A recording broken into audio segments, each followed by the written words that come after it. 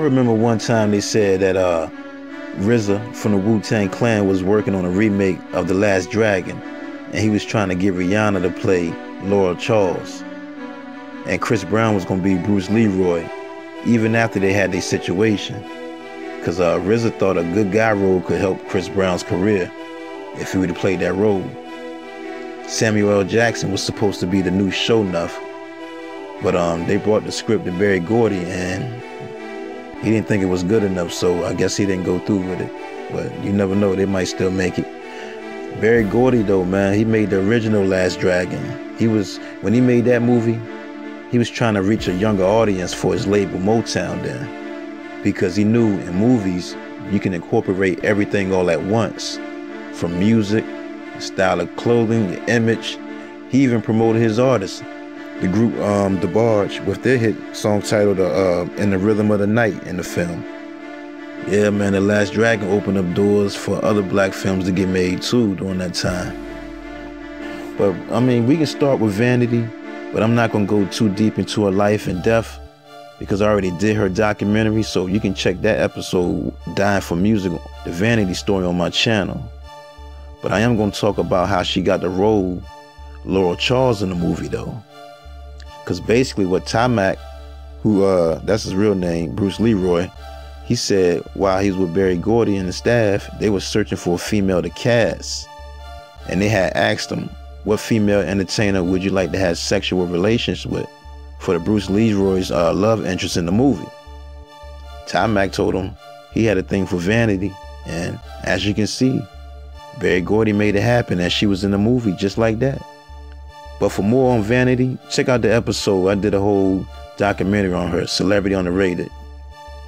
I want to get into Julius Cary.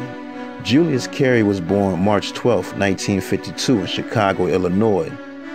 In high school, he joined an acting group named the Spartan Players, performing plays like Hamlet and West Side Story, just touring all over the country with him. After getting a taste of the stage in high school, that's when Julius knew what he wanted to be.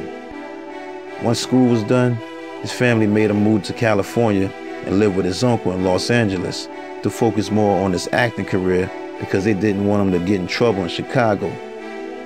And once he went to Los Angeles, that's when Julius went to college, received a bachelor's degree in film and TV production, and he got a master's degree in communication arts. In 1979, Julius made his first big screen debut in the movie Disco Godfather. Even though he was like a versatile actor who can do comedy and drama, his roles was limited because of his height. He was like 6'5". More little roles started coming to Julius, but his most memorable big screen role was in the movie The Last Dragon as Shogun, aka Shogun of Harlem. He was just a character that dressed up in samurai outfits, big hair, black shade glasses, rolling with a crew of thugs around Harlem, New York. In real life though, he wasn't a trained martial artist, but his acting skills made it believable when it came time to make the action scenes look very realistic. Now, according to Timac, who played Bruce Leroy, he said Julius would walk around in the Shogun costume on the set all the time, never coming out of character. Just to create tension, Julius would walk up to people, stare them down like he was Shogun for real, rip stuff off the wall just to maintain his mean persona. He always said that Julius would push his buttons and try to make him mad, trying to create tension for the camera.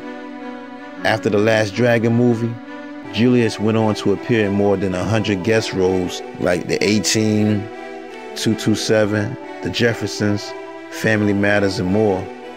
He also was starring alongside Bruce Campbell as a bounty hunter on the TV show The Adventures of Briscoe County Jr.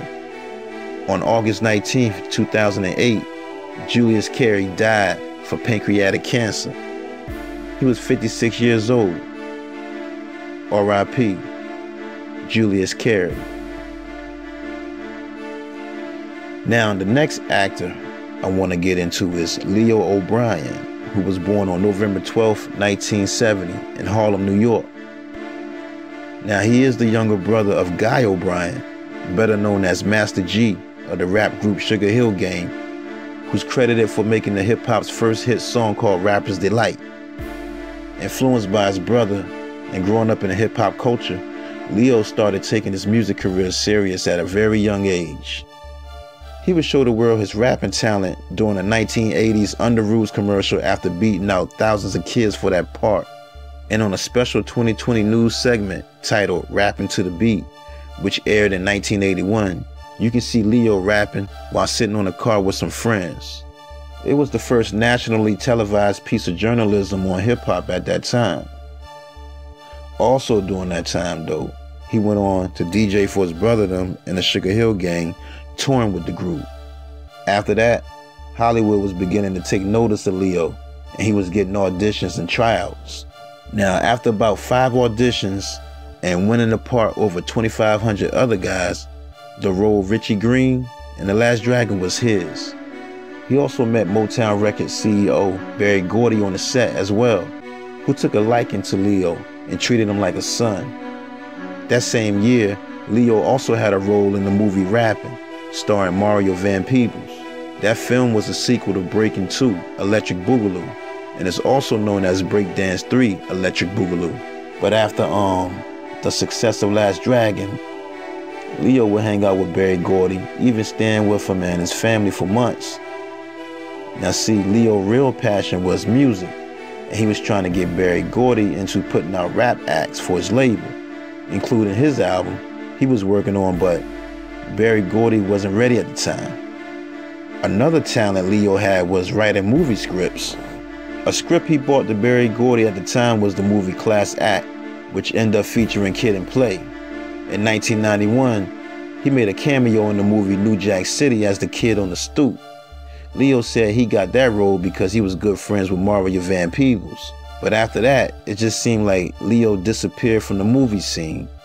In an interview, he said if he had applied himself the way he applied himself before he done the Last Dragon film, he probably would have made more movies, but he got caught in the hype. Years later, times got rough for Leo. His criminal record included a guilty plea on a misdemeanor assault in North Carolina. He was busted in Florida in 1995 for battery. His New York record include assault, drugs, robbery, and aggravated harassment, which earned him about 8 years behind bars. After his prison bid, Leo wanted to change his life and opened up a music studio. He also owned a convenience store in Harlem and ran a company that sold magazines door to door. He was also working with his brother Master G on a joint venture for their entertainment company, Adonis Enterprises, focusing on developing talent in movies. But in September 2011 on Labor Day, Leo was shot 3 times, twice in the abdomen, once in the arm in broad daylight after an argument with his friend. Now, reports say that Leo and his friend were arguing about a chair. His friend was charged with attempted murder and gun possession. Now, Leo said he was in intensive care, but just for 1 day.